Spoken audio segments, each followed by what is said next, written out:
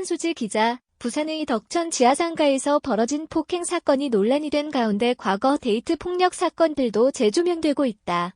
부산에서는 지난 2018년에도 이별을 요구하는 여자친구를 마구잡이로 폭행하는 사건이 있었다. 부산에 거주하는 여대생 A씨는 당시 자신이 페이스북에 교제 3개월째 접어든 동갑내기 남자친구 B씨로부터 데이트 폭력을 당한 장면을 담은 CCTV 영상과 사진을 함께 공개했다. 얼굴에 멍이 든 사진과 함께 공개한 영상에는 A씨가 옷이 벗겨진 채로 B씨에 끌려 엘리베이터에 탑승하는 장면이 당겨 충격을 안겼다. A씨는 체포되기 전에도 저보고 경찰에 잘 말해주지 않으면 저도 죽이고 자기도 죽을 거라고 협박을 했었다.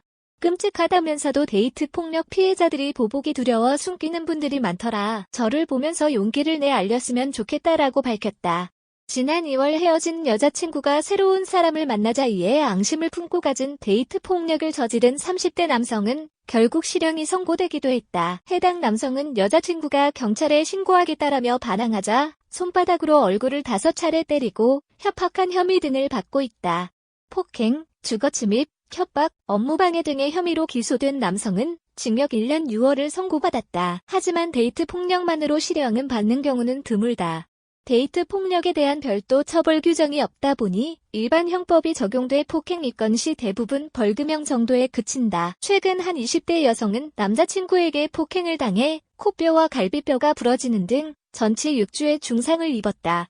여성이 기절하자 가해 남성은 그대로 도주했다. 부산뿐 아니라 광주, 전남, 양산 등 전국 각지에서는 연간 1만여 건의 데이트 폭력이 발생하고 있다.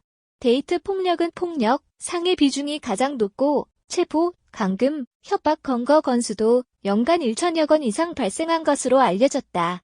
특히 2016년부터 올해 6월 현재 연인을 숨지게 한 살인 건수는 69건, 살인 미수도 144건으로 집계됐다.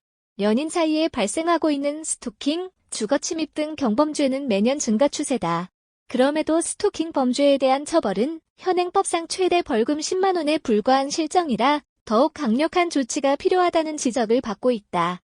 한편 10일 온라인 커뮤니티에서는 덕천 지하상가 폭행 CCTV 영상 확산됐고 경찰이 수사에 나섰다.